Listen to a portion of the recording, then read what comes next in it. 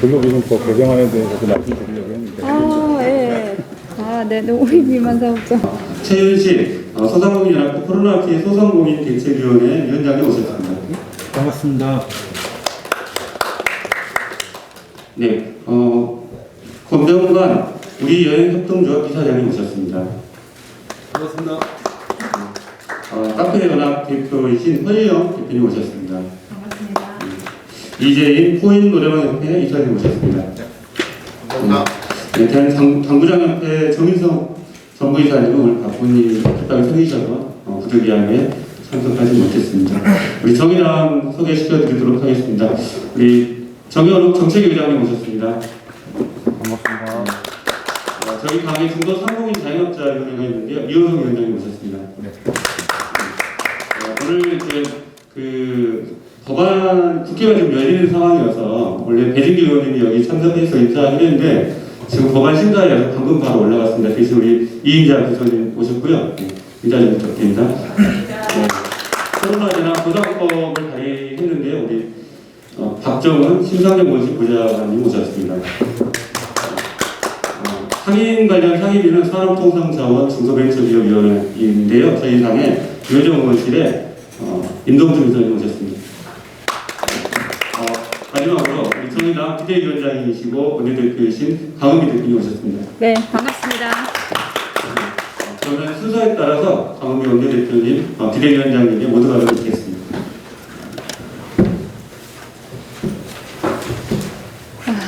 네, 어려운 시기에 이렇게 어려움을 토로하러 오셨는데 더 빨리 찾아뵙지 못해서 죄송합니다.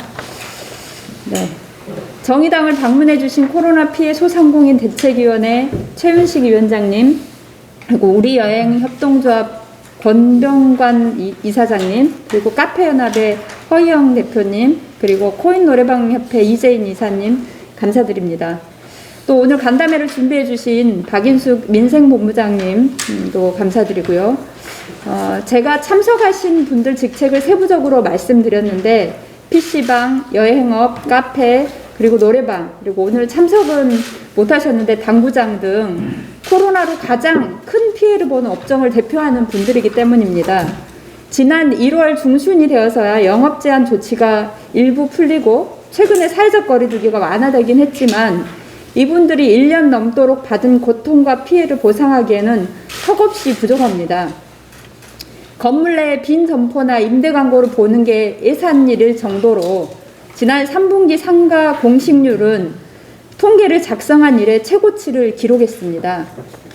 방역조치로 영업은 못하는데 임대료는 다달이 나가니 무엇을 선택하든 고통일 것입니다. 특히 다른 업종에 비해서 영업이 더욱 강하게 제한된 분들은 더할 것입니다. 정의당은 이런 자영업 소상공인들의 고통을 최소화하고 모두가 함께 고통을 분담하는 특단의 대책을 요구해 왔습니다. 작년에 정의당이 전국에 있는 자영업자들을 만나서 여러 조사를 진행했고 무엇이 가장 필요한지 파악을 했습니다. 그 결과 코로나 방역 조치로 인한 영업 손실 보상, 위기 상황에서 건물 임대료, 공과금, 이자 면제, 또 위기에 닥쳤을 때 우리 사장님들 소득을 보존해 줄 수 있는 사회적 안전망과 같은 것들을 정의당이 핵심적으로 추진하고 있습니다. 제가 지난 국회 연설에서 코로나 특별법 제정을 주장한 이유도 마찬가지입니다.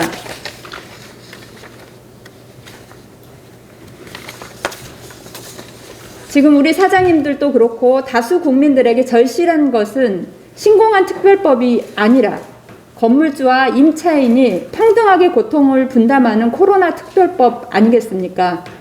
국회가 절대 지체해서는 안 되는 과제입니다. 그리고 저는 바로 지난주 코로나 손실보상과 피해지원 제도화와 같은 방안들이 실현될 수 있도록 국회 차원의 특별위원회를 구성하자는 결의안을 제출하기도 했습니다. 특별법은 물론이고 특위 구성까지 2월 국회 내에서 반드시 처리될 수 있도록 정의당이 노력하겠습니다. 이 자리에서 저희에게 주실 말씀이 많을 것이라고 생각하고 그만큼 절박하시리라고 생각합니다. 여러분 말씀을 귀담아 듣고 장기적으로 필요한 사안, 단기적으로 해결할 수 있는 방안들을 함께 고민하고 적극적으로 추진하겠습니다. 현행법상으로 당장 가능한 일이 있다면 정의당이 앞장서겠습니다. 가감없는 이야기 부탁드립니다. 감사합니다. 네, 감사합니다. 다음으로는 최민식 코로나 피해 소상공인 대책위원회 위원장님 말씀 듣도록 하겠습니다. 예. 우선 제가 지금 뭐 탈모를 못한 이유가 얼마 전에 삭발을 해서 유튜브 방송이 되는 건데요. 그래서 보시는 분이 혐오스럽지 않기 위해서 제가 탈모는 좀 지양을 하겠고요. 우리 지금 말씀해 주신 이 귀한 시간을 내주시고 또 임시국회 기간인데도 불구하고 저희하고의 그 면담을 흔쾌히 응해주신 정의당의 강은미 원내대표님 이하 여러 관계자분들께 일단 진심으로 감사 말씀을 전해드리고요. 저희 코로나 피해 소상공인 대책위원회는 코로나19의 장기화로 집합 금지, 제한 등 소상공인 매출 피해가 가중되고 있는 상황에서 실효성 있는 대책 마련을 촉구하고 이후 포스트 코로나에 맞는 소상공인 정책을 제시하기 위해 업종별 피해 소상공인 대표님들이 참여한 소상공인 연합회 특별기구입니다. 저희가 오늘 여러 피해 업종의 대표님들께서 이후 구체적으로 말씀해 주시겠지만 제가 저희 대책위에서의 크게 두 가지 꼭지로 정의당 당론에 좀 반영될 주십사 말씀을 두 가지만 짧게 말씀드리겠습니다. 첫 번째는 저희 영업 정상화에 대한 부분입니다. 코로나가 확산될 때마다 저희 자영업자, 소상공인 자영업자에 대한 시설, 다중 이용업소에 대한 영업 금지나 제한으로 인한 행정처분으로 저희가 굉장히 힘든 한 해를 보냈거든요. 1년여 동안의 정상 영업을 하지 못한 업종이 꽤 많이 됩니다. 아예 160일 동안 영업을 못한 코인 노래방도 있고, 그리고 한 달여 집합 금지로 인해서 영업을 못한 PC 카페가 있고, 이렇게 많은 제업종들에게 지금 가장 절실히 필요한 것이 사실 영업 손실에 대한 보상 문제가 가장 심각한 문제인데, 그 법안이 제정되기까지 기다리는 것이 저희한테는 피를 말리는 일이고, 또 그것이 자칫 희망 고문이 되지 않을까라는 우려가 앞서기도 합니다. 따라서 작년에 총리님께서 그런 말씀하셨죠. 코로나가 발현되면서 확산될 때쯤, 아마 3월달이라고 기억하는데, 외식업을 돌아보시면서 총리님께서 그간 벌어놓은 돈으로 좀 버텨달라, 그런 이해를 구하셨습니다. 그게 벌써 1년이 됐고요. 그 벌어놓은 돈이 남아있지 않겠죠. 그리고 1금융권, 2금융권 해서 그 대출은 벌써 신용대출은 바닥이 났겠고, 그러면 저희가 흔히 지금 여기 계신 분들은 저도 또한 겪지 못했을 거지만 보릿고개라는 거 있지 않습니까? 5, 6월 보리가 패기 전까지 기근으로 굶주리는 그런 상황에 지금 저희가 직면해 있다. 그래서 지금 가장 중요한 것은 긴급대출, 재난지원금뿐만 아니라 긴급대출이 절실히 필요하다. 긴급대출의 상한선도 굉장히 높여야 된다. 그리고 무이자여야 된다. 그리고 상환 기간도 지금 저희가 상식으로 갖고 있는 3년, 5년보다는 훨씬 장기 상환을 그런 정책을 펼쳐야 된다. 그래서 지금 생존 절벽에 있는 분들이 폐업을 하지 않게, 사실 폐업을 하면 자영업자는 직업군 중에 마지막 선택하는 직업군입니다. 직업 중에. 그럼 더 이상 갈 데가 없다라는 거죠.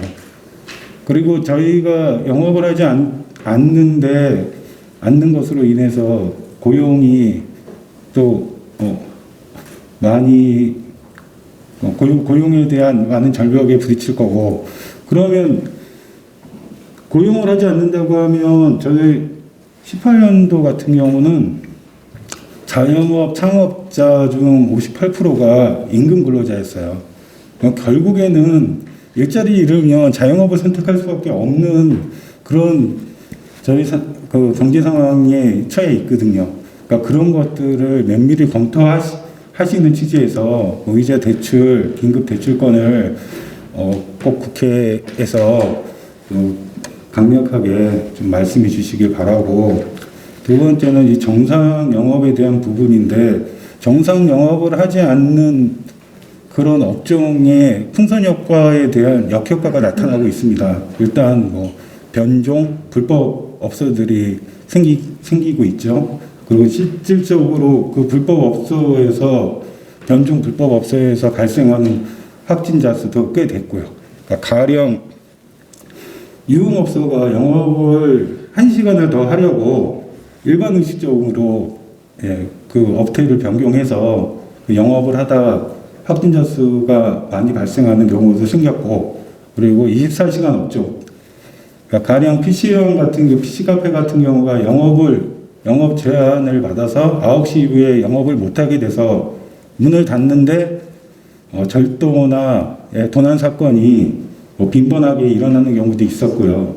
그러니까 그런 것들 사회적으로 생각하면 그 반면에 영업 제한으로 인해서 풍선 효과로 인한 그 역효과가 분명히 발생을 한다. 그리고 그렇게 불법 변종 업소가 생김으로써 방역의 취약 지구가 생긴다. 따라서 영업을 하지 못함으로써 발생하는 그 같은 요인뿐만이 아니라 영업을 하지 못하면 대출을 상환을 못하겠죠. 저희 1차, 2차, 3차로 3천만 원, 2천만 원, 1천만 원씩의 대출을 받았는데 그 대출에 대한 이자나 원금을 상환하기 위해서는 저희 생업에 종사할 수밖에 없고, 또 빠른 정상 영업이 이루어져야만 저희 생계에도 직접적인 영향이 있을 뿐더러 또 그 생계에는 뭐 자녀들 교육 문제도 있겠죠. 그러니까 여러 가지로 저희가 힘든 부분이 굉장히 많습니다. 그리고 또 하나를 말씀드리려고 했는데 이미 어제 일이 돼서 사실은 저희 근로기준법 개정안도 말씀드리려고 했는데 그게 부결이 됐다라고 말씀하셔가지고 그 부분에 대해서는 추후에 또 자리를 마련해 주시면 간담회로 다시 토론을 하기로 하고요. 제 모두 발언은 다음에 있을 대표님들의 업종별 현황을 좀 잘 들어주시고 숙고해 주셔서 저희 소상공인들이 지금 현실이 얼마나 어려운지 그리고 동감해 주셨으면 하는 바람입니다. 감사합니다. 네, 감사합니다. 사진 기자님들이 계시니까 우리 약간 사진 한 장 찍고 시작하도록 하겠습니다. 우리 대표님들하고 우리 위원장님 분들은 뒤에 우리 현수막에 잠깐 사진 한 장 찍고요. 행사 진행하도록 하겠습니다. 진행하시는 분들은 의자 좀 잠깐 해주시면 나고 오래 웃어다녀. 내가 웃었어. 그래요? 너무 두상이 안 예뻐가지고 나름 참 예뻐서. 여기서 해. 좀 붙어주세요.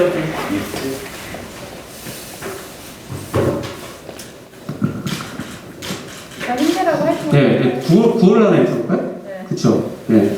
자, 무이자 긴급대출 확대하라. 확대하라. 영업손실 보상하라. 보상하라. 네. 혹시 뭐 외치실 거 있으면 하나 외치시죠, 우리 위원장님. 저는 충분히 된 것 같습니다. 네. 다 찍으셨죠? 무이자 이거 한 번만 더 합시다. 네. 무이자 긴급대출 확대하라. 확대하라. 네. 감사합니다. 모두 앉아주시기 바랍니다. 네. 이후에는 우리 소상공인연합회 코로나 피해 소상공인 대책위에서 정의당에 제안하는 한 4가지 정도 되시는 것 같은데 그 준비되신 걸 하시고 안 되셨으면 우리 대표님도 오셨으니까 순서대로 발언을 하시면 될 것 같아요. 그래서 대표님 발언하실 분은 우리 군동관 이사장님도 발언하시면 되겠습니다. 반갑습니다. 우리협동조합 이사장 권명환입니다. 아시다시피 지금 작년 3월서부터 지금까지 어떤 여행업종은 거의 뭐 매출이 제로입니다. 그러다 보니까는 지금 여기에 계신 우리 소상공인 뭐 여러 업종이 있지만은 업종별로 좀씩 차이는 있을 겁니다. 그런데 지금 여행업종 같은 경우에는 뭐 집합금지 업종에 들어간 것도 아니고 뭐 제한업종에 들어간 것도 아니고 그냥 일반 업종으로 지금 그 어떤 정부나 여당에서 지금 그렇게 그 분류를 해갖고 거기에 준하는 걸 받고 있습니다. 근데 보시다시피 이제 그뭐 언론이나 이쪽에서 보면은 항상 여행 자제 요청, 그리고 자가격리, 그리고 이제 어떤 뭐 5인 이상 집합 금지. 그러면 여행 가는 사람들이 아예 갈 수가 없거든요. 사실은 그 제한 업종 지금 집합 금지 업종에는 들어있지 않지만은 정말 집합 금지 업종보다도 더한 지금 어떤 여행사들은 지금 어떤 생활고를 겪으면서 어떻게 보면 지금 임계점에 와 있다. 왜냐하면은 작년 초에 저희들이 그 대출을 받았어요. 대출 받은 게 지금 올해 이제 그 1년 거치려갖고 받은 거라서 올해서부터 이제 그걸 갚아야 되는 거고, 갚는 것보다 작년에 받은 그 돈이 사실은 이제 다 떨어졌어요. 그게 떨어지다 보니까는 뭐 어디서 지금 대출 받을 데도 없고, 지금 저한테도 이제 연락이 이제 여행사 사장님들이 많이 오는데, 시나 이쪽에서 받으려면 작년 대출이 없다 보니까는 담보 능력이 없어서 못 해준다.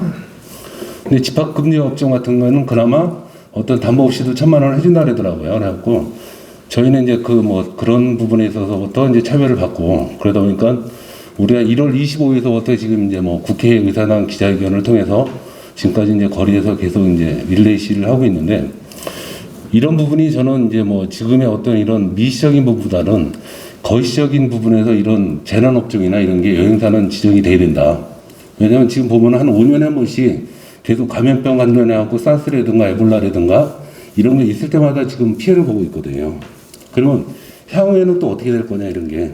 그래서 지금 현재 어떤 뭐 집합금지 업종 이런 게 가장 수건이고 사업이고, 오늘 뭐 그 여당에서 발표된다고 했지만은 이런 부분이 어떤 국회에서 입법화가 되지 않으면은 앞으로 더 힘들어진다 이게. 그래서 저는 그 우리 정의당에서 이런 그 소상공인들의 어떤 이런 그 지금 여러 가지 업종이 있지만 이런 걸 세세히 좀 분석을 해서 거기에 맞는 저는 그 입법화를 좀 활동을 하셨으면 좋겠습니다. 그리고 지금 저희가 이제 지금 우리나라에서 여행을 하는 사람들이 지금 1년에 한 3천만 명 정도가 나가고, 또 외국에서 들어온 사람들이 한 1,800만 명 정도가 들어와요. 그러면 출입국세를 거둬들이는 돈이 거의 5조에서 한 6조 정도? 이 정도를 거둬들이는데 죄송합니다.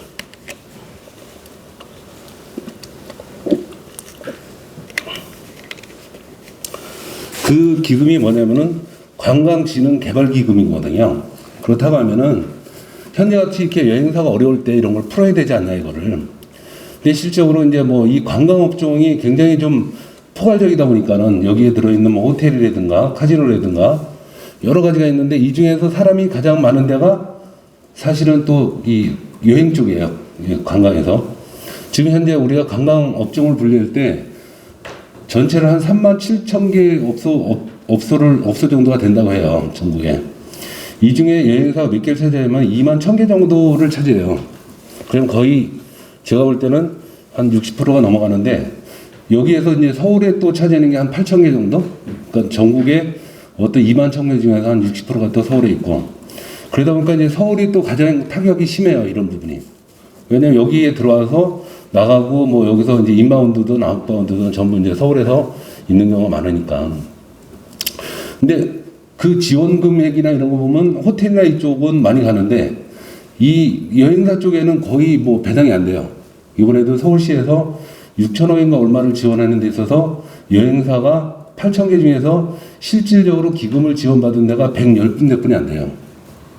이렇게 되다 보니까는 사실 여기에 있는 80% 차지하는 소상공인 여행사들은 거의 지금 뭐 그 벼랑 끝에 있다고 보시면 돼요. 그리고 80%가 지금 직원이 한두 명 있는 사람들이 있는 가운데서 어떻게 보면 자영업자나 마찬가지예요, 사실. 그거 하는 게. 그러니까 직원들은 그나마 고용유지 지원금이라도 받았는데 거기에 있는 대표들은 받은 게 없잖아요, 지금까지. 근데 고용유지 지원금을 받는다는 거는 대표 입장에서는 또 사대보험이나 이런 걸 또 부담해줘야 되고, 또 거기에 따라서 퇴직금도 줘야 되고. 그리고 지금의 문제는 뭐냐면 직원을 갖다가 고용유지 지원금을 받게 되면은 회사에 출근을 못하게 되세요. 회사에 나오는 순간에 바로 그거를 갖다 반환해야 되고 또 거기에 대해서 과태료까지 물어야 되는 이런 상황이다 보니까 어떤 뭐 회사 뭐 다른 데도 마찬가지겠지만 이 여행사 같은 데는 사람이 있어야지 일을 하고 그거를 대비해야 되는데 이 팬데믹이 끝나고 나중에 여행이 된다 하더라도 이 생태계가 무너지면은 사실은 그걸 할 수가 없잖아요. 이게. 그래서 저는 이 정의당이나 이 국회에서 이런 부분을 좀 면밀히 따져갖고 어떤 정말 정책적으로 좀 이런 부분을 지원을 해줘야 된다. 그리고 지금 우리가 이제 그 관광사업 등록증은 또 다른 데하고 틀려갖고 저희가 집으로 못 갖고 가요. 그러니까 사업자는 갖고 갈 수 있는데 그 관광 등록증은 그거를 집에다 옮겨놓지는 못해요. 그 사업자를 갖다가. 그러다 보니까 뭐냐 그린상가나 이쪽 이종 지역에 가서 해야 되기 때문에 사무실이 또 필요한 거야 이런 부분이. 그러니까 이러지도 못하고 저러지도 못하고 작년서부터 올해까지 그러면 등록증이 나온다는 것도 영업 등록에 대한 등록세나 이런 걸 내야 되거든요. 그럼 뭐 전화 권유 그 관광 등록세 보통 한 15만 원씩 들어요 이게. 그리고 작년에 15만 원, 올해 15만 원. 그걸 제가 한번 지자체에 물어봤더니 그거는 돌려줄 수 없다 그러더라고요. 그 자체가 어떤 법적으로 돼 있기 때문에 자기나 이거 뭐 환급해 줄 수도 없고 뭐 이런 부분이라고. 거기다가 여행 우리가 지금 여행업 하지도 못했는데 또 보증보험 증권 같은 것도 끊어갖고 해야 되고. 그러니까 거의 뭐 지금 사면초가라고 보시면 돼요. 이쪽으로 봐도 저기 없고 저쪽으로 봐도 해답이 없고. 그리고 이번에도 지금 집합 금지 업종에 지금 우리 입장에서는 그걸 해달라고 계속 하는데 그게 됐다라는 얘기도 없고 뭐 된다라는 얘기도 없으니까 더 답답하고. 그런 부분하고 지금 이제 우리 이자 부분 그 대출 부분에 있어서 어쨌든 지금 현재는 우리는 대출이 없으면 또 버틸 수가 없어요. 그리고 어차피 여행사라는 거는 활성화되면 금방 또 이 어떤 뭐 나가서 일을 하고 또 거기서 수익 창출이 되는 부분이니까 지금 옆에서도 이제 위원장님 말씀하셨지만 어떤 무이자 대출이라든가 지금 어떤 그 우리가 그 관광진흥발전기금이라는 거는 사실은 여행사들하고 항공사에서 뛴다 하더라도 티켓 끊어주는데 여행사잖아요. 그 여행사가 사실은 그거를 걷어준 거나 마찬가지예요. 그러면 우리가 복권을 팔아도 복권에 수수료를 주는데 정부에서는 그걸 갖다가 우리 통해서 팔았지만 우리한테 뭐 수수료가 아니면 이렇게 어려울 때 한 푼 지원을 안 해주니까 과연 이게 누구의 돈이냐 이게. 그럼 정부는 이 돈을 걷어갖고 결국 뭐 이전놀이 하려고 하는 거냐 그런 생각도 들고 지금 뭐 인근에 있는 우리 주변에 있는 국가들 보면 뭐 대만이나 이런 데 보면은 지금 여행사에 대해서 엄청나게 많이 지원을 하고 있어요. 어떤 교육과정을 갖다가 그 어떤 그 만들어 갖고 거기에 참여하면은 한 달에 우리나라 돈으로 뭐 80만 원에서 90만 원 이렇게 지원을 한다든가. 그리고 일본 같은 데도 법인 사업자 같은 경우는 거의 뭐 돈을 2천만 원, 3천만 원 이렇게 지원해주고. 저도 우리 전에 한번 우리 더불어민주당에서 정책의장인가 한번 뭐 여행사에 1,000만 원을 지원해주겠다 한번 얘기 나오고 속들어간 적이 있어요. 그래갖고 여행사의 대부분의 이제 우리 종사하는 사람들은 야 우리가 울지 않아서 이렇게 뭐 해주지 않는가 보다. 국회 앞에 가서 얘기를 들어보면 여기 와서 들어놓았던 데는 그래도 다 집합금지 업종 해줬어요 이런 얘기도 들리니까 과연 우리 이 국가가 우리 국민들에 대해서 형평성을 갖다가 지금 좀 형평성 있게 지금 정책을 피고 있나 이런 부분에서도 참 의문이 가요. 그래서 참 저희 입장에서는 너무 답답해요 이런 부분이. 그래갖고 좀 우리 국회에서는 좀 입법화시키는데 이런 부분에 대해서 좀 세세하게 좀 노력해달라는 부분을 다시 한번 요청드립니다. 감사합니다. 네, 어저께 뉴스에도 기자회견에 나왔었는데요. 네. 다음은 우리 허희영 대표님 말씀 듣도록 하겠습니다. 감사합니다. 저 요즘에 인터뷰도 많이 하고 얘기도 많이 해서 웬만하신 분들은 자꾸 연락 오고 저 알아보시고 하시고 전혀 모르시는 분들도 저희 카페로 전화 주시고 얘기하시던데 네 감사합니다. 저희 매장을 예를 들어서요 20년 2월 26일 날 코로나 확진자가 이틀 동안 다녀갔어요.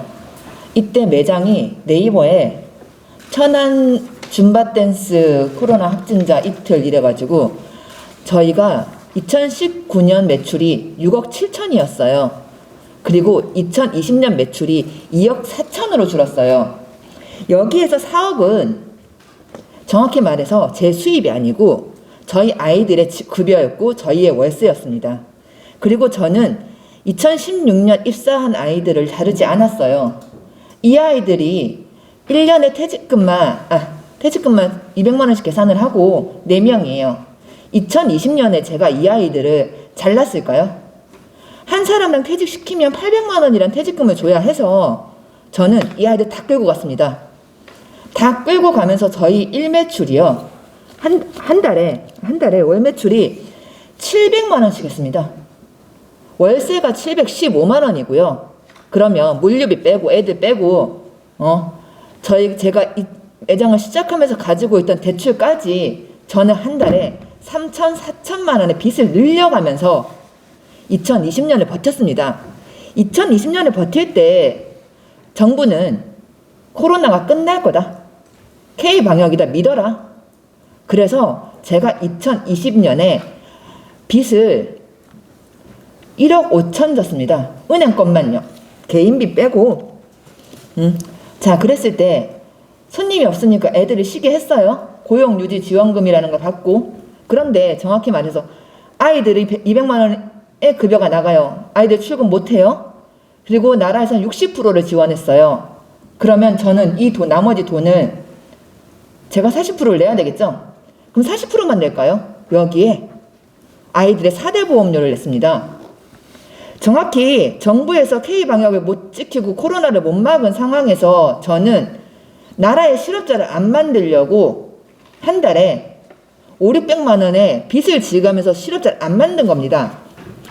역으로 제가 2021년에 폐업을 해요. 만약에. 그러면 전 아이들의 4명에 대해서 퇴직금을 800만 원씩 줘야 되고요. 그리고 코로나로 인해서 1억 5천의 빚을 일시상환을 해야 되고요. 그리고 이 가게를 폐업함으로 인해서 이때까지 못 준 월세, 물류비 장난 아닙니다. 그런데 제가 걱정을 하는 건요. 그러니까 4차 재난지원금이라 해서 카페 500만 원 매출 하락분에 대해서 지원을 하겠다. 그러면 사람들이 그러더라고요. 아우, 대표님 500만 원 받겠어요? 월세 715만 원입니다. 한 달에요. 역으로 저는 이번 달 매출이 1100입니다. 아이들의 인건비가 안 된다는 소리고요. 좋아요. 이래서 폐업했어요. 폐업하면 7명입니다. 저희 아이들. 이 아이들 실업급여 받으러 가면요. 1인당 1000만 원씩입니다. 그쵸? 그럼 7천이에요. 자영업자들 폐업하면은 실업급여 받을 수 있습니다. 제가 4년 동안 실업급여 고용보험 가입했으니까요. 그러면 제가 폐업을 하면 나라에서 막아야 될 실업급여가 1억입니다. 그런데 정확히 저 같은 자영업자가 폐업을 했을 때 3명, 4명, 3명, 4명 애들을요 2020년에 끌고 왔다는 겁니다. 그러면 이 아이들 실업급여 얼마 줘야 될까요? 제가 알기로는 7,500만인가 그래요. 작년에 실업자가. 여기서 70%만 계산해서 고용해서 실업급여를 내보내야 되는 돈이 전 대충 잡아도 2021년에 20조입니다. 그래서 20조를 줘가지고 실업급여 다 줬어요. 그러면 이 아이들이 재취업이 되냐? 6개월 후에 안 됩니다. 다 망했는데 누구를 취업을 시켜요? 그러면 또 나라에선 그러겠죠. 공공근로다. 일자리 창출이다. 한 달에 60만 원씩 애들 줘가면서 동사무소에서 번호표 뽑게 하겠죠. 제가 걱정을 하는 건 저의 폐업이 아니라 제 뒤에 앉아있는 저 9살짜리 아이가 제 나이가 되면 20살 때가 되면요. 일하는 근로 인원이 현재 인원보다 50%라는 겁니다. 이번 달에 3월 달에 20조를 추경을 한대요. 그러면은 4월 달에 안 할까요? 안 하고 버틸 수 있을 것 같으세요? 아니요. 4차 재난지원금 가지고 매장들 진짜 이거는 아무것도 안 돼요. 제가 뉴스마다 MBC도 KBS든 조선일보든 이 사람들한테 제가 자꾸 얘기하는 게 재난지원금을 왜? 그거 줘서 해결되냐? 안 되지 않냐? 제 농담 아니고 저한테 1,000만 원, 500이 아니고 1,000만 원에 4월달 재난지원금을 준다고요. 제가 4월달에 버텨요? 못 버텨요. 그런데 제가 삭발식 하면서까지 얘기를 한 게 재난지원금이 문제가 아니다. 제발. 2020년에 1억 5천의 빚을 지고 버텨온 거는 내 직원들을 지키겠다는 거고 내 나라를 지키겠다는 거예요. 극장 하나 문 닫아서요. 여기에 파생된 자영업자들이요. 100개가 넘어요. 이 100개의 매장에 문을 닫으면요. 1,000명의 실업자가 10,000명의 실업자가 생기는 거예요. 저는요. 2020년에 실업자 수하고 2021년의 실업자 수는 2021년이 더 심각한 것 같아요. 백신을 맞든 해도 11월 달 끝난다. 그러면은 사람들이 마스크를 벗는 시기가 2022년 중순까지 간다는 소리예요. 지금 집합 제한 풀고 다 풀어도요. 매출 안 올라와요. 평균을 유지할 수 없는 상황이 일어나는 거예요. 제가 다 풀리고 난 다음에요. 월세 내고 인건비 주고 매장을 돌릴 수 있는 수익이 생기는 게 아니고요. 그럼에도 마이너스라는 거예요. 그런데 이 사람들 폐업시키면요. 나라에서 줘야 되는 돈이 추경이 너무 끔찍하다는 거. 저는 이게 너무 겁이 나요. 나는 정부에서 민주당에서 20조, 14조, 뭐 매출의 70%, 50% 이 소리 들을 때마다요. 고마운 게 아니고 걱정이 돼요. 아, 4월달에 20조, 5월달에 20조, 6월달에 얼마일까? 자, 소상공인들 뛰쳐나와서 집합 막 소리 외치니까 법인들 전화 와요, 저한테. 나 소법인인데, 나는 법인인데, 카페인데, 못 받았어. 그럼 이제 법인들도 나갈 거야. 나 민주당 당원인데, 민주당이랑 얘기 못 하겠어. 나 당신이랑 얘기할래. 나 당신 집회하다 따라갈게. 그러니까 그 다음 누구 연락 오는지 아세요? 고용유지지원금을 받고 도저히 안 돼가지고 폐업한 점주들의 직원들이요. 저기요, 제가 몰라서 어떻게 알다가 대표님 알아서 연락을 드리는데요. 저희도 가서 발언할 수 있게 해주시면 안 되겠습니까? 정확히요. 소상공인 끝나면요. 소법인 나오고 서법인 끝나면 이제 학생들 나오고요. 이게 역으로 줄줄줄줄이에요. 4월 달에 20조로 안 끝난다는 소리가 나오는 거고 전 그게 너무 겁이 나는 거예요. 왜 공공근로를 왜 자꾸 만드는지 전 실업급여가 제일 겁이 나요. 66,000원이에요. 180일. 제가 폐업해가지고 실업급여 받으러 간다니까 고용해서 그래요. 220만 원이라고. 못해도 1,000만 원은 받대요. 저희 아이들 거 7,000이에요. 예상에 저는 고용유지지원금, 실업급여. 나 이게 너무 겁이 나요. 이거 이게 일자리 창출한다고 막 이것만 계산해도요. 내가 아이들을 빚을 내서 끌고 가는 게 나라는 일자리 창출을 안 해도 되고요. 실업급여를 안 줘도 돼요. 그 9천을 저한테 빌려주는 게 맞을까요? 아니면은 애들 다 폐업시키고 임대 있는 임대료를 못 받는 상황을 만들고 아이들은 실업자를 만들고 제가 폐업을 하면요. 이때까지 받았던 대출을 갚을까요? 있는데 안 갚는 게 아니고 못 갚습니다.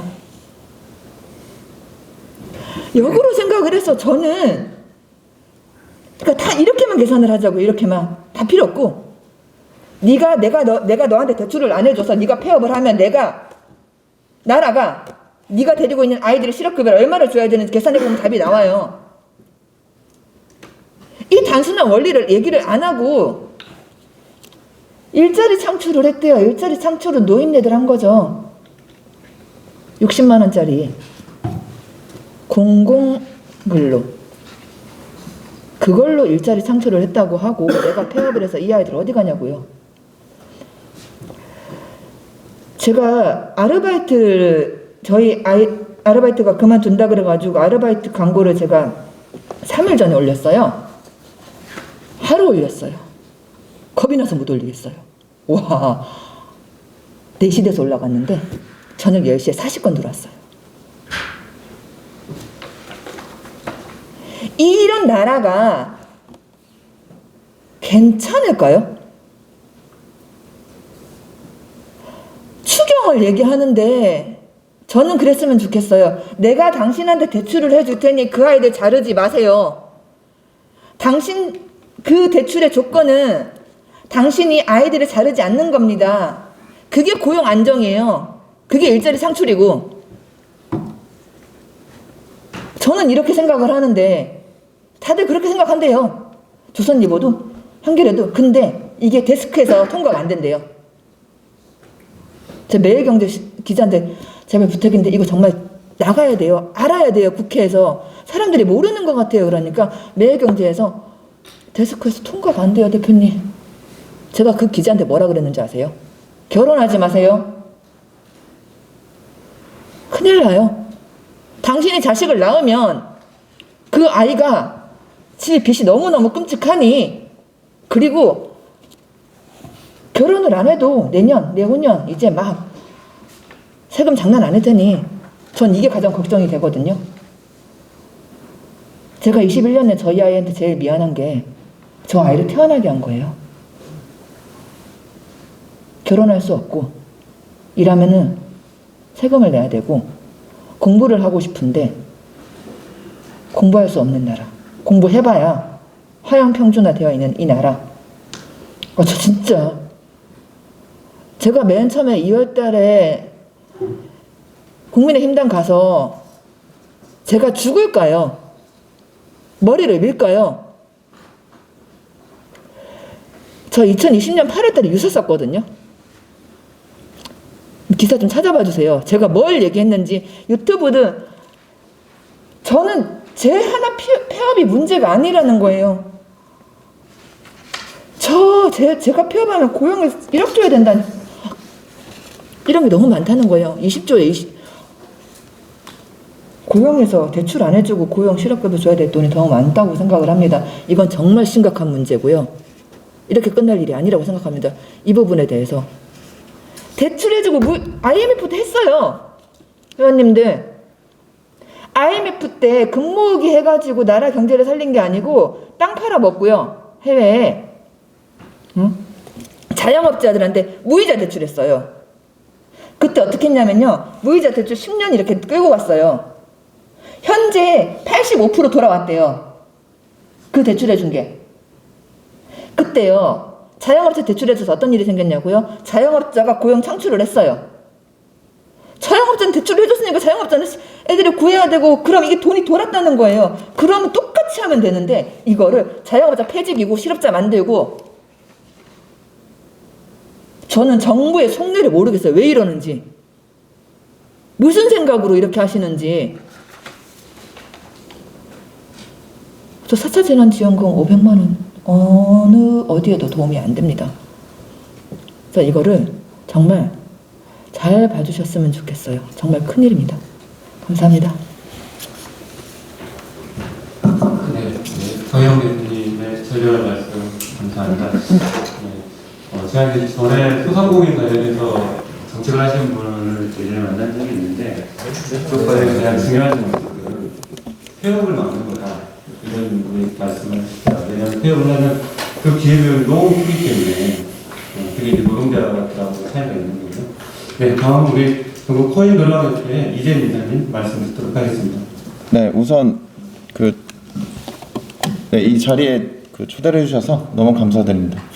저희 코인 노래방 소장은 뭐 가장 잘 아시겠지만 저희가 5개월의 집합 금지를 당하고 3개월 동안 집합 제한이 이어져 오고 있는 대표적 업종이고요.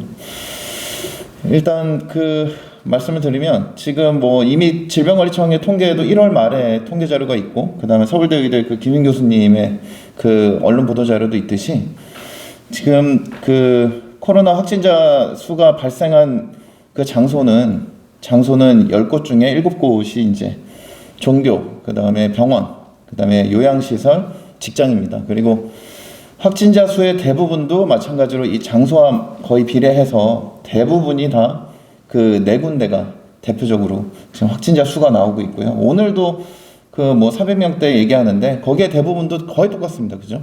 뭐 종교, 병원, 종교, 직장, 요양시설이죠.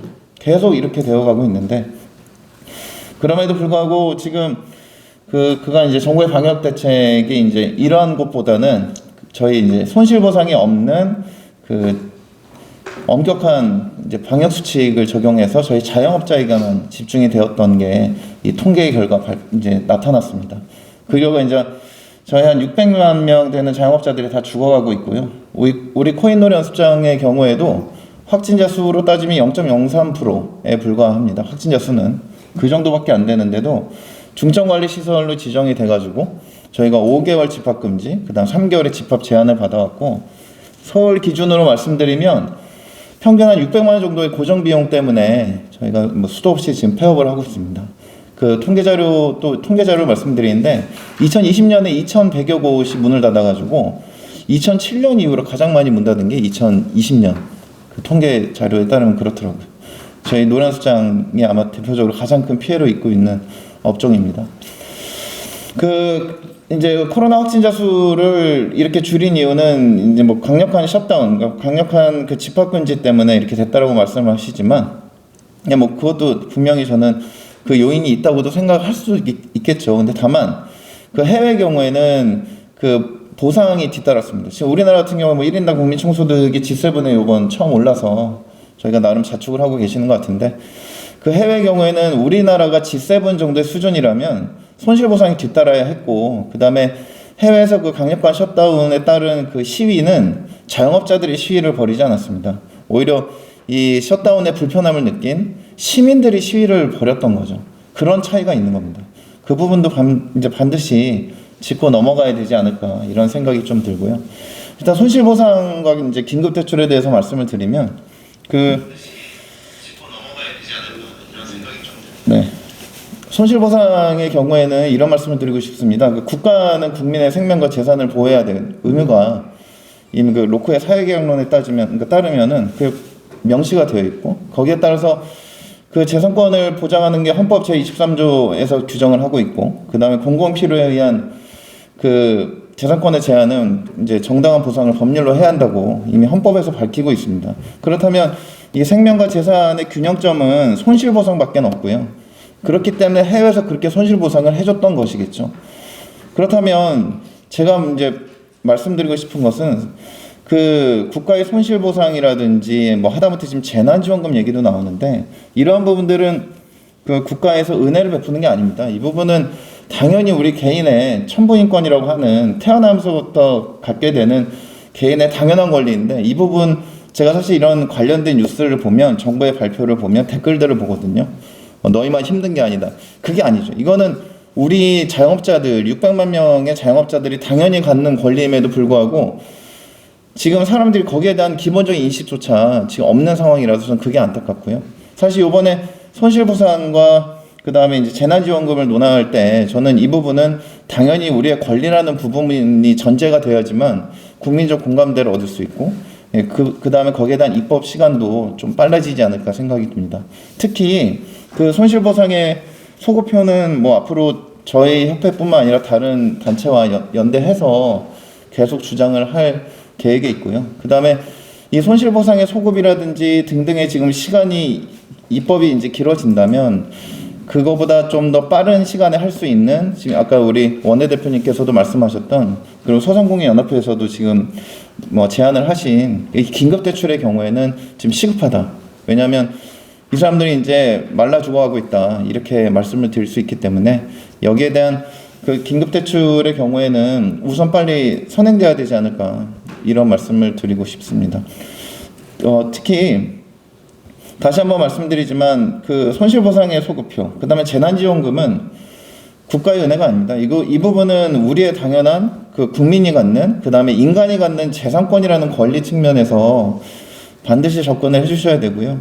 그 부분이 또 저희가 끝까지 주장하는 바입니다. 마지막으로 말씀드릴 거는 그 손실보상이라든지 재난지원금이라든지 그간 자 재난지원금의 경우에는 그 이제 작년에 저희가 총 3차에 걸쳐서 재난지원금을 지급을 해주셨는데 재난지원금의 액수를 보면은 그 예를 들어서 처음에 200, 두 번째도 200, 그 다음 300. 예, 이게 월 단위 그러니까 총 3번 지급을 했고요.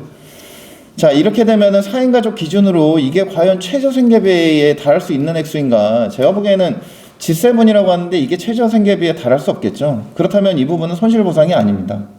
영업 손실에 대한 것은 전혀 이제 보상을 그러니까 영업 손실에 대한 손실 보상은 전혀 없었다라고 말씀을 드릴 수 있고요. 그렇기 때문에 이번에 아마 4차 재난지원금의 경우에도 아마 또 손실 보상과 이게 같이 궤를 하실 것 같은데 제가 보기에는 말도 안 되는 얘기다. 이 부분은 따로따로 손실 보상과 재난지원금은 별개의 것이다라고 말씀을 드리고 싶고요. 특히 지난 재난지원금의 1차, 2차, 3차 행태를 보면 예를 들어서 제가 매장이 3개입니다. 매장 3개면은 저한테는 딱 한 번 200만 원만, 그죠? 그러니까 예를 들어서 재난지원금 200 준다. 그러면 저한테는 200만 받았고요. 매장이 3개인데. 하지만은 제가 매장 3개에 대해서는 집합금지 처분도 매장별로 받았고, 그 다음에 부가세라든지 종합소득세의 경우에도 매장별로 저희가 합산을 해서 각종 세금을 냈음에도 불구하고 그 재난지원금은 사업주 1인에게만 주는 사업주 1인, 매장별 기준이 아니고 그러한 부당함이 있었는데 혹시 정의당에서 이제 만일에 입법을 추진하시게 되면 이 부분을 반드시 고려해 주셔서 사업주 1인이 아니라 매장별로 이 부분은 반드시 이제 입법 활동이 있어야 되고 그 다음에 긴급대출 또한 반드시 매장별로 이 부분이 이루어져야 되지 않을까 이 부분을 간곡히 요청을 드립니다. 이상입니다. 네, 이제 이사님 감사드립니다. 대통령이 이제 코로나가 공식되는 국민으로 지원금을 준다고 하는 게 있습니다. 재난지원금 성격이 그런 성격 아닌가 이런 생각이 들고요. 이게 우리가 기업이라고 생각을 하면은 정확하게 따져서 했을 텐데 자영업자라고 하면 개념에 의해서 출발하다 보니까 이런 정책들이 나온 것 같습니다. 우리 진행하는 과정에서 우리 새로 오신 분들 계시는데요. 저희 정의당에 박인수 민생 본부장님 오셨습니다. 인사 좀 나누시죠. 네, 좀 늦으셨는데요. 그냥 당부장협회 정인석 전무이사님 말씀 듣도록 하겠습니다.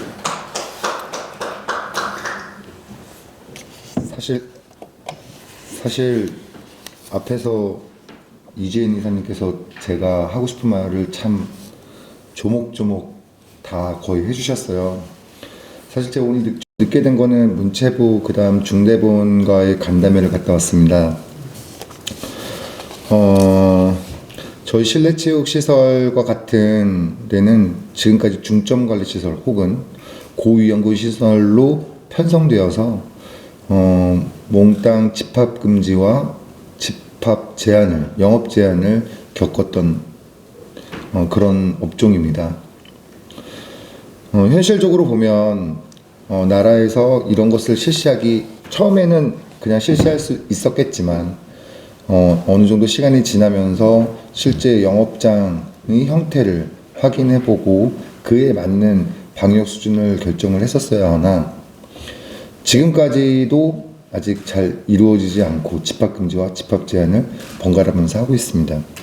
공교롭게도 오늘 회의를 한 결과 실내체육시설의 경우에는 고강도 운동, 그 다음에 중저강도 운동이라고 두 가지로 이렇게 편성을 해서 나름대로 자구책을 마련을 하셨는데 사실 그것도 고강도, 중강도, 저강도 혹은 5단계로 해서 그 사이사이에 간격을 만든다면 현재 설정해 놓은 단계에서 확진자가 더 나오지 않는 그룹들은 혹은 그 해당되는 업종들은 단계를 더 하향시키고 만약에 우리가 실제 그 생활을 하면서 어느 특정한 업종에 발생을 한다면 오히려 해당되는 업종은 우리가 지금 설정한 업종보다 조금 더 난이도를 상향해야 된다라는 평가를 지속적으로 하신다면 보다 더 지금 유기적으로 움직이실 수 있지 않을까라고 생각을 합니다.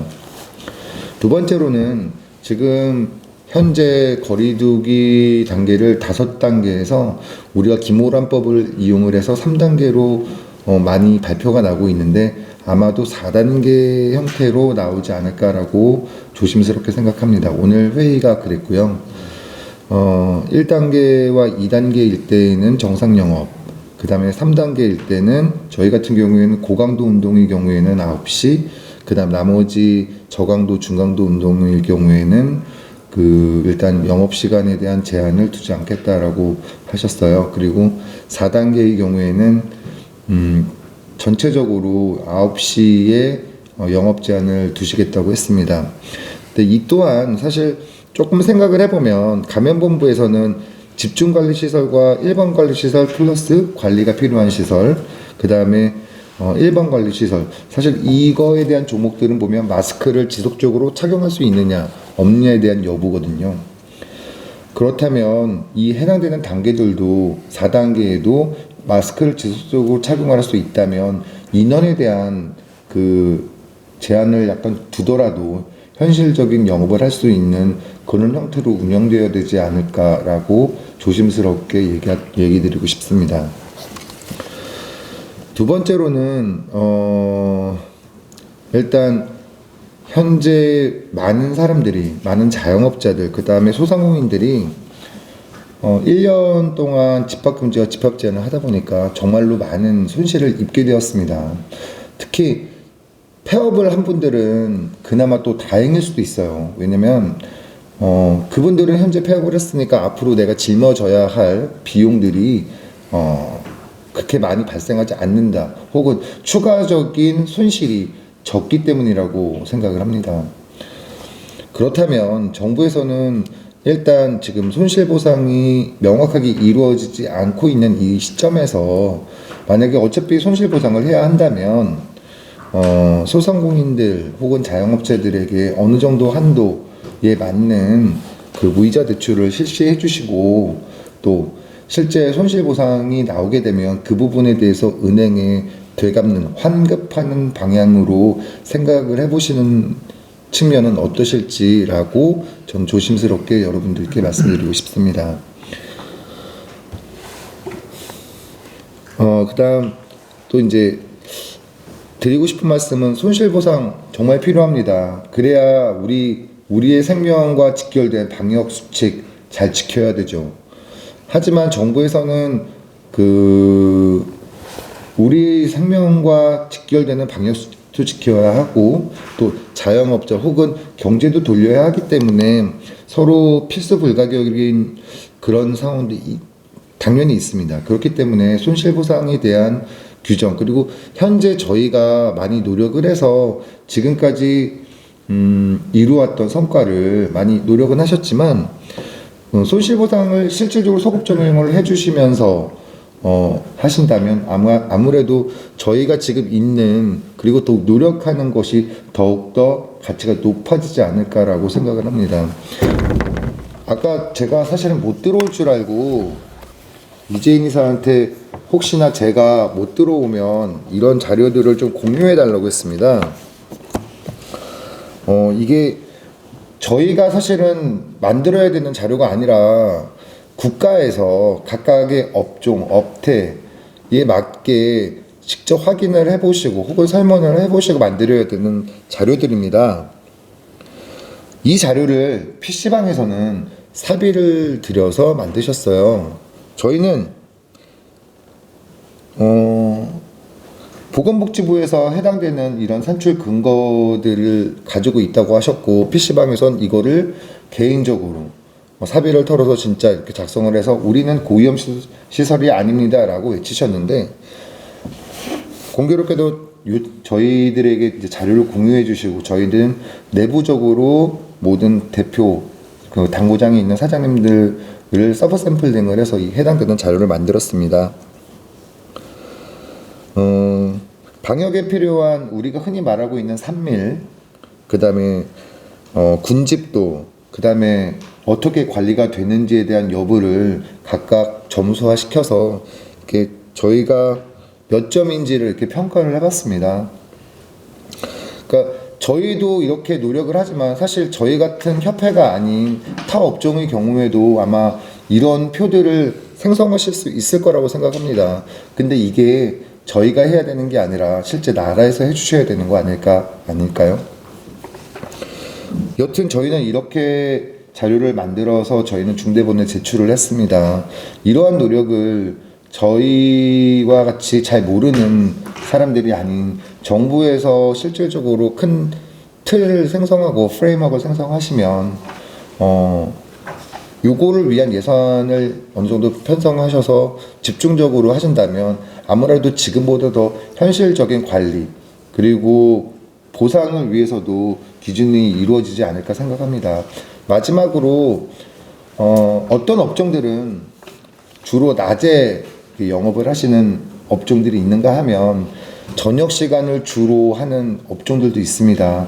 이런 분들 같은 경우에는 뭐 21시에 대한 영업 제한을 하다 보면 문제는 현실적인 영업이 되지 않기 때문에 거의 집합금지와 동일한 효과를 가질 수 있을 것이라고 생각합니다. 그래서 여러분들은 아무래도 이런 부분에 대해서 손실보상을 이야기하실 때 조금 더 해당되는 분들을 좀 더 고려하셔서 작성해 주시고 안을 발의해 주셨으면 합니다. 이상입니다. 네, 감사합니다.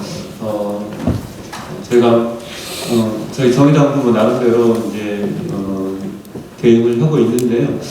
오늘 나온 말씀에 충분한 대답이 되리라고 생각하지는 않습니다. 그렇긴 하지만 우리 정책위 의장님 오셨으니까 말씀하실 부분이 있고 또 우리 원내대표님 하신 말씀 있으면 하시면 될 것 같습니다. 네, 오늘 오신 분들 말씀 들으면서 뭐 머리로 끄덕이는 것도 있지만 마음이 울컥해서 듣는 내내 많이 힘들었습니다. 저도 저희 정의당이 다른 정당과 다르게 좀 가난한 보통 사람들의 마음 그리고 자영업자 소상공인의 그런 힘듦을 늘 함께하려고 노력하고 있지만 여전히 많이 부족하다 이런 생각이 들었습니다. 네. 앞으로 더 좀 노력하겠다는 말씀을 드리면서요. 저희 정의당은 코로나19 대응 관련한 3가지 원칙을 잡은 게 있습니다. 작년 1년 동안을 쭉 살펴보면서 첫 번째는 코로나19 피해 관련해서 국민 책임, 개인 책임이 아니라 국가 책임을 명확히 해야 된다라고 하는 거고요. 두 번째는 융자를 포함한 간접 지원이 있는 게 아니라 직접 지원을 해야 된다. 그래서 실질적 지원이 할 수 있도록 확대해야 된다는 게 두 번째고 마지막 세 번째가 선별 지급이 아니라 보편적 지급으로 가서 넓게 그리고 두텁게 가야 된다 하는 이 3가지 원칙에 근거해서 세부적 방안은 그렇습니다. 그래서 첫째는 국회 차원의 코로나19 대응 특별위원회를 구성해서 중장기적으로 이 사안에 대해서 좀 살펴봐야 된다. 그래서 코로나 바이러스 등 감염병 재난에 따른 손실보상 및 피해 지원에 관한 특별법안을 지난번에 심상정 의원실에서 발의를 했고요. 그 특별위원회 구성은 국무총리 산하에 직접 구성을 하는 겁니다. 그래서 보상 및 피해 지원을 위한 입법 법안도 가지고 코로나19 이후에 향후 발생할 팬데믹에 대한 대응 전략도 수립하는 그런 중장기적 위원회를 만들어서 여기서 여야 할 것 없이 모두가 모여서 좀 책임 있게 논의와 해결 방안을 찾자라고 하는 거고요. 두 번째, 자영업자 소상공인 직접 지원 확대는 한 3가지를 저희가 생각하고 있습니다. 그래서 자영업자 소상공인의 영업 손실을 보상하고 이거 관련해서는 장혜원 의원실에서 감염병 예방 및 관리에 대한 법안을 발의를 했고요. 그리고 두 번째로 영업 손실 등에 대한 소급 적용이 있어야 된다. 기간 지난 시기에 대한 거를 해서 이거 역시 심상정 의원이 발의한 법안에 들어가 있습니다. 그리고 마지막으로 자영업자 소상공인 임대료 지원 관련한 게 있습니다. 이거는 배진규 의원과 장혜원 의원이 발의한 상가 건물 임대차 보호법에 추가해서 임대료 지원에 관한 지원을 좀 분명히 넣어놨습니다. 마지막으로는 이제 자영업자 소상공인 직접 지원과 별개로 아까 우리 허영 대표님 말씀하셨지만 청년들, 대학생들, 그다음에 감염 취약계층을 위한 특별 지원 관련해서도 저희가 좀 검토를 좀 하고 있고 그리고 보편적으로 아까 말씀드렸던 전국민 재난지원금과 관련한 것도 차원에서 좀 준비를 하고 있고요. 그래서 저희가 좀 더 자영업자, 소상공인에 대한 직접 지원 확대의 측면에서 좀 오늘 말씀하신 내용을 더 추가로 적극 반영하고 수렴해서 저희 당이 현재 진행되고 있는 이 자영업자, 소상공인의 어려움을 함께 짊어지고 나가는데 역할을 하겠습니다. 짧게 마치겠습니다. 네. 자세한 말씀 감사하고요. 정의당은 작년 9월 달에 비교섭단체 대표 연설을 통해서 금방 말씀하신 대로 이게 언제 끝날지 모르고 이 지원을 해줄 때마다 이걸 어떤 업종을 어떻게 지원할 것인지, 전 국민에게 줄 것인지, 그 일부만 줄 것인지 이런 방식으로 늘 논란을 하고 있잖아요. 그래서 정작 법인한테는 법인 택시에 대해서는 주는데 그러면 개인 택시는 주고 법인 택시에 안 주는 게 맞는 건지, 이런 논란들로 해서 본질이 계속 벗어나는 문제 때문에 이것을 단계별로 어떻게 영업 제한을 하고 그 영업 제한에 따르는 지원들을 어떻게 할 것인지를 내년 하자고 이야기를 했었습니다. 그런데 이제 계속 양당이 이것에 대해서 논의를 안 하고 있는 상태였고, 다시 이제 우리가 2월 달에 그러면 이 입법 권한까지 바꾸는, 왜냐하면 지금 코로나 관련된 법들이 지금 5개 이상의 상임위에 나눠져 있고 각각의 상임위에서 논의되는 게 다 연결이 돼 있어요. 그래서 실제로 잘 안 다루어지고 있는데 이것들을 특위를 구성해서 특위안에서 한꺼번에 서로 상충되는 문제 없이 좀 다뤄보자라고 하는 특위 구성안을 또 이번에 제가 발의를 해놓은 상태입니다. 그럼에도 불구하고 이게 계속 이루어지지 않고 있고, 선거 때만 되면 또는 마치 무슨 혜택을 이렇게 주는 것처럼 선심성으로 조금 주고 많이 준 것처럼 또 홍보하고, 이런 것들은 정말 문제인 것 같아요. 그래서 이제 말씀하신 것처럼 저희 지역의 여행 업체에서 실제로 이 사무실을 운영하는 것 자체가 힘드니까 지금 코로나 시기만이라도 집에 이 등록할 수 있게 해달라. 왜냐하면 이게 이제 취소되면, 차업자 등록증이 취소되면 다시 하는 과정이 너무 복잡하니, 이런 이야기도 제가 들었고요. 그 다음에 정말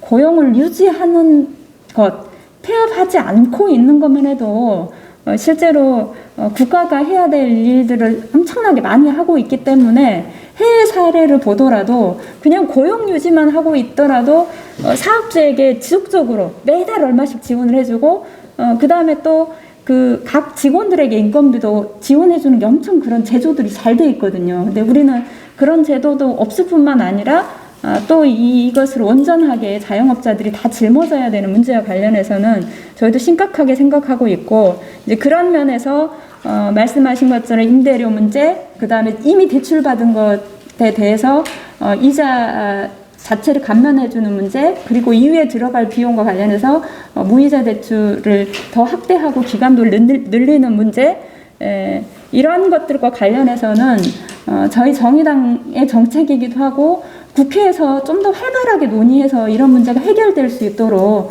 저희도 적극적으로 노력하겠다는 말씀 드리고요. 특히 이제 영업 형태별로, 업종별로, 그리고 이 영업 시간이 언제나에 따라서 정말 좀 구체적으로 이렇게 계획을 세운다고 하면 실제로 영업을 해도 가능한 곳이 이런 조치 때문에 영업을 못하고 있거나 또는 막 이런 것들도 정말 많이 있는 것 같아요. 그래서 지금은 이 정쟁을 할 때가 아니라 그런 구체적인 것을 실태 파악을 하고 빨리 계획을 세우는 것이 필요하다. 그리고 앞으로 이게 설사 이제 코로나19가 진정되더라도 앞으로 이런 유행병, 전염병이 훨씬 더 자주 더 길게 일어날 수 있다고 하는 것이 이제 이 세계적인 추이기 때문에 그것에 대한 면역은 정말 필요한 것 같습니다. 그래서 금방 말씀하신 것들을 쭉 전체적으로 혹시나 우리도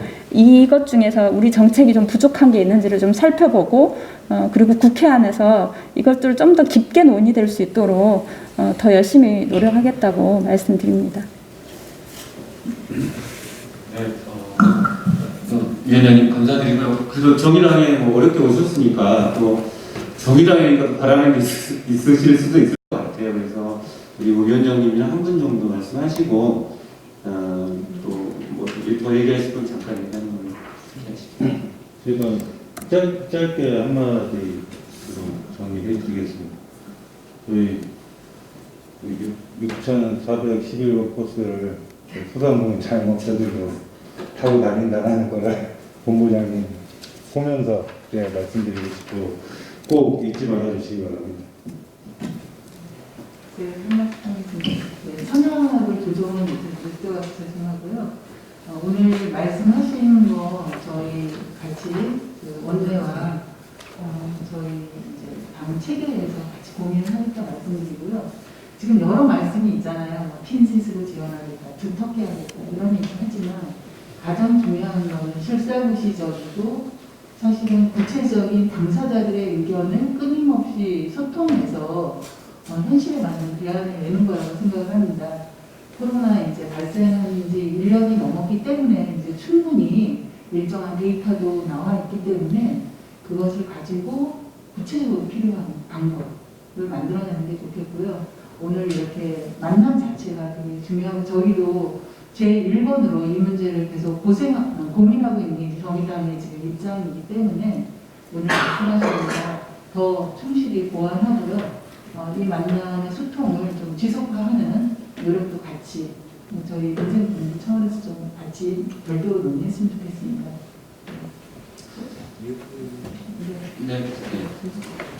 저희가 중소상공인 자영업자위원회 윤영교수입니다.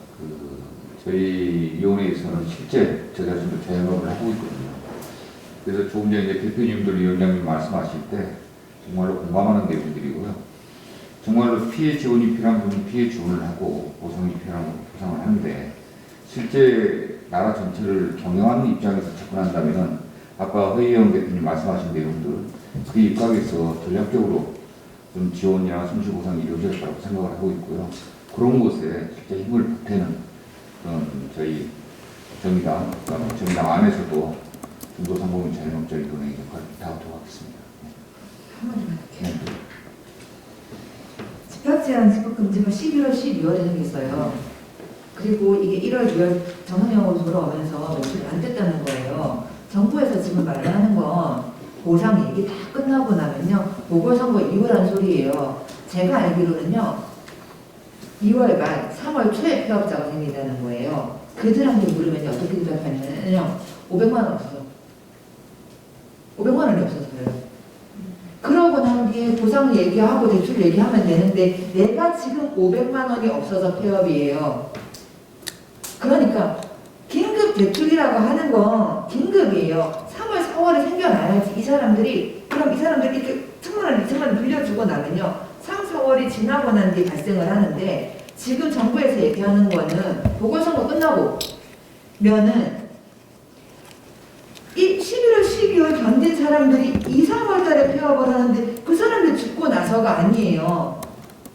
정부에서 뭐라 그랬냐면요. 그 각 지자체에서 뭐 대출을 해준다고 했어요. 근데 충남 신용보증재단이든 그 신용보증재단에서 2월 달에 뭐라 그랬냐면요. 2020년 대출이 있어서예요. 그리고 당신이 신용등급이 5등급 아래라서 그래요. 대출해줄 수 있는데요. 5등급이에요. 그 나이스면요, 대표님 연체는 하나도 없으신데 비대출이 많으셔서요. 그 비대출이라는 게 2020년에 2차 소상공인 대출 받고 2, 3차 안 나오니까 캐피탈 받은 거고요. 캐피탈 받았는데 다 냈어요. 이자 다 내고 다 연체 하나도 없어요. 근데 비대출이 많아서예요. 근데 제주 8곳이 2월 말에 폐업을 한대요.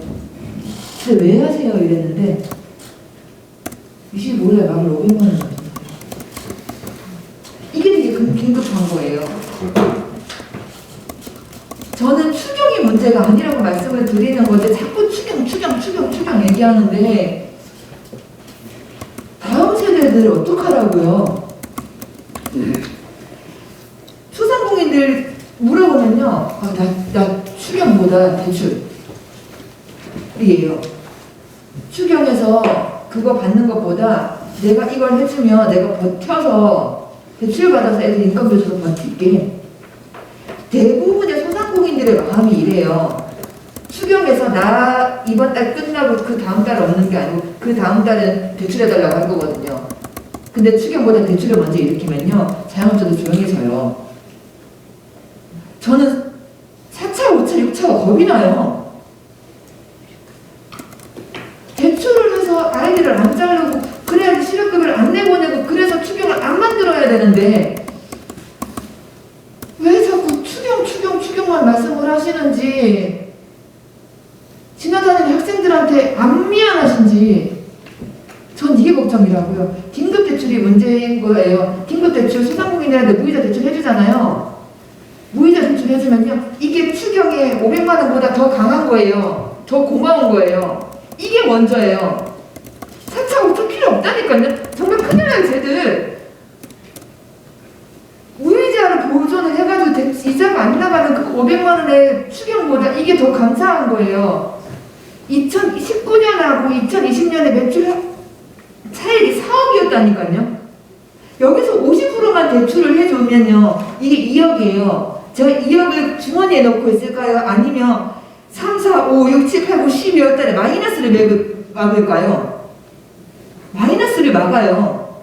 집합제한 안 해도 마이너스라니까요.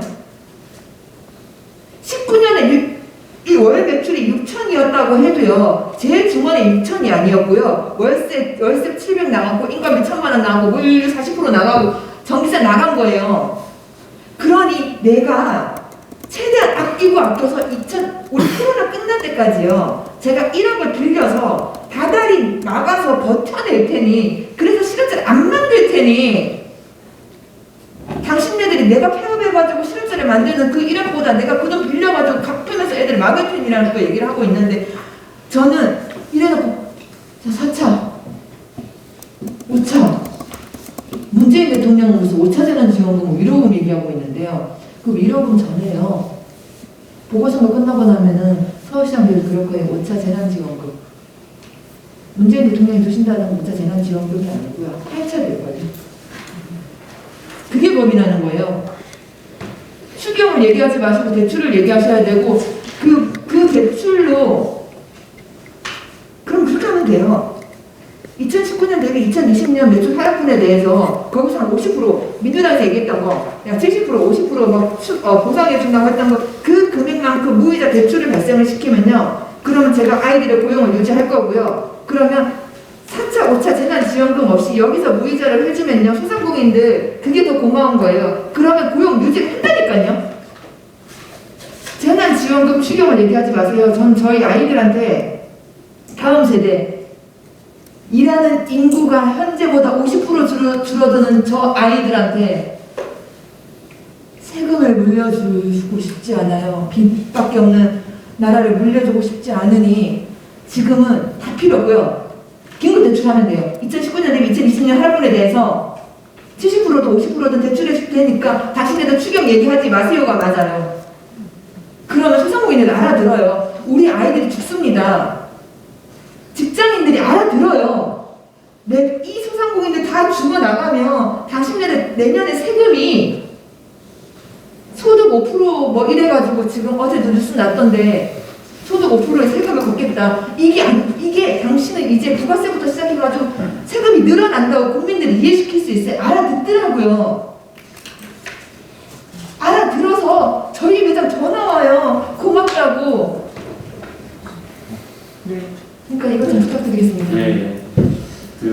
호주에서 또 같은 지원을 하고 있는데 그쪽의 원칙이 돈의 흐름이 끊기지 않게 하는 게 원칙이라고 하더라고요. 그러니까 이런 위기 상황에서 어떤 것이 중요한 것인지 그런 것들을 잘 알고 있는 문제라고 생각을 합니다.